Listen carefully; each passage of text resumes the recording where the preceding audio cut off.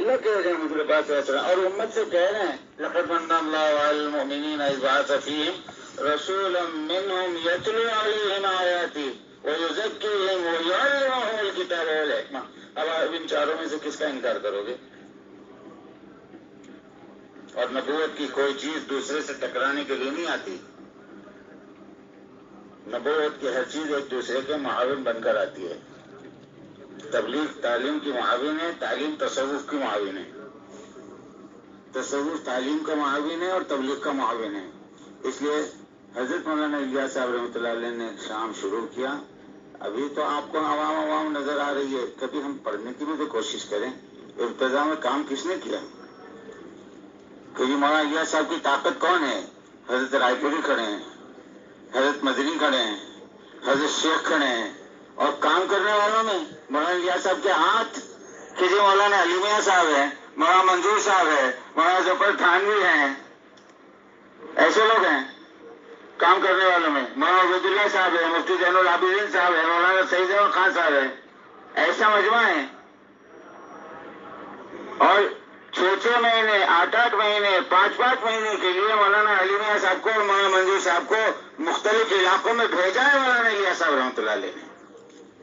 اور ایک بات ان کو سمجھا دی تھی کسی اللہ والے نے کہ اس وقت مولانا الیاس صاحب رحمۃ اللہ علیہ ہوائی جہاز کی رفتار سے ترقی کر رہے ہیں، لگ جاؤ ان کے ساتھ۔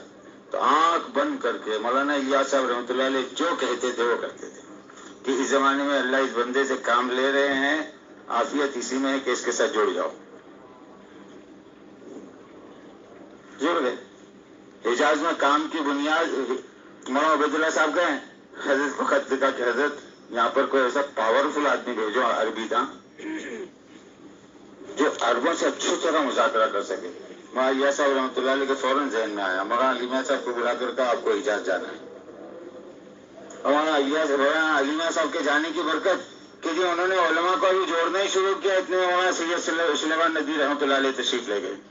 بس جی ان کا جانا تھا پھر تو نور علی نور، وہ عراق، مصر، شام، حجاز تمام علاقوں کے علماء جو ہے متوجہ ہو گئے۔ اب سید صاحب کے آنے پر سب متوجہ ہوئے اور خوب تبلیغ کے مذاکرے چل رہے ہیں۔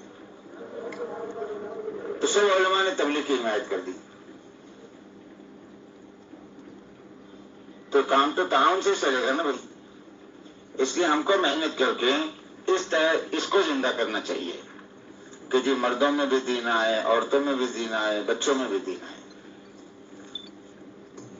اور ایک ہے کہ بھائی کوئی ترتیب کسی کے سامنے بیان کی جائے، اور ایک یہ ہے کہ ہم سب کے سر کی آنکھیں دیکھ رہی ہے کہ بھائی ایک محنت کے راستے سے اللہ نے کامل درجے سے تو کوئی نہیں وہ دعویٰ کر سکتا، کسی نہ کسی درجے میں تو تینوں طبقے میں دین آئے نہیں آئے کہ جی ہزاروں کی تعداد میں عورتوں میں پردہ آیا، تعلیم کے حلقوں میں آنے جانے لگ گئی، ہزاروں کی تعداد میں مردوں میں جو ہے نماز تسبیح تلاوت آ گئی، ہزاروں کی تعداد میں بچے جو ہے مدرسے میں آ رہے ہیں۔ اس محنت سے رخ بدلا نہیں بدلا۔ اس لیے ہم آپ حضرات سے اس بات کی گزارش کرتے ہیں کہ پہلے جتنی ضرورت تھی نا اس سے 100 گنا زیادہ ضرورت اس وقت علماء کی کام کی طرف متوجہ ہونے کی ہے۔ ورنہ پچھلی تحریکوں میں 1300 سال میں جتنی تحریکیں اٹھی حق کی اور پھر مٹ گئی، اگر علماء نے اس وقت نہیں سنبھالا تو یہ بھی یا تو باطل کے حوالے ہو جائے گی یا مٹ جائے گی۔ صاف بات بھائی، اگر تاریخ پر نگاہ ڈالو گے تو ان 1100 سالوں میں وہ تحریکیں جو حق پر تھی اور جن کو دیکھ کر مورخین نے لکھا تھا کہ ان تحریک کے ساتھیوں میں، کام کرنے والوں میں، کارکنوں میں اور صحابہ میں صرف صحابیت کا فرق ہے، اتنے متقی تھے، لیکن جیسے جیسے وقت گزر گیا پھر وہی تحریک باطل کا اعلی کار بن گئی، حق سے خود ہی ہٹ گئی۔ اس وقت ضرورت ہے اپنے اکابرین کی پوری جان مال لگائی ہوئی محنت ہے جس سے امت کا لاکھوں کا مجمع اس وقت کھڑا ہوا ہے۔ یا تو اس مجمع کو علماء آگے بڑھ کر سنبھال لیں، اور اگر اس مجمع کا رخ پلٹ گیا نا میرے دوستوں تو آپ یقین مانو خون کے آنسو رہو گے تب بھی نہیں لا پاؤ گے۔ اگر امت ہاتھ سے چلی گئی نا پھر آپ نہیں لا سکو گے۔ اور پھر اس کا نتیجہ جو ہے نا، تاریخ اٹھا کر دیکھنا، معافی کے ساتھ عرض کر رہا ہوں کہ یہ تو گمراہ ہوں گے، اس کے بعد ہم پر جو عذاب کی چکی چلے گی نا، وہ ذلتیں ہم پر آئے گی کہ رشیا کی تاریخ اٹھا کر دیکھ لو، ایک ایک راستے ہم کو وہاں کے علماء نے دکھائے کہ یہ راستے ہیں، 20-20 ہزار علماء کو بیک وقت ان راستوں پر قتل کیا گیا، ان کی طرف سے کوئی آواز اٹھانے والا نہیں تھا، کسی کی پریشانی پر بل تک نہیں آیا کہ ہمارے 20,000 علماء قتل کر دیے گئے۔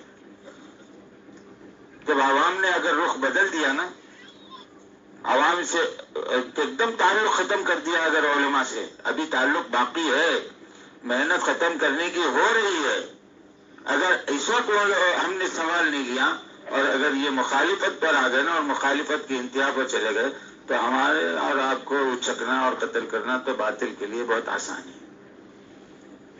اگر وہ ہم پر ہاتھ نہیں ڈالتے ہیں نا، وہ جانتے ہیں کہ حق ان کے پاس ہے، عوام کے پاس نہیں ہے، پھر وہ ہم پر ہاتھ کیوں نہیں ڈالتے کہ عوام ان کے ساتھ ہے؟ ان پر ہاتھ ڈالیں گے تو عوام آئے گی، اور اگر عوام ہی ان سے بدزن ہو جائیں تو پھر تو جی ان پر ہم ہاتھ ڈالیں یا انہی کو تیار کریں کہ تم ہاتھ ڈالو۔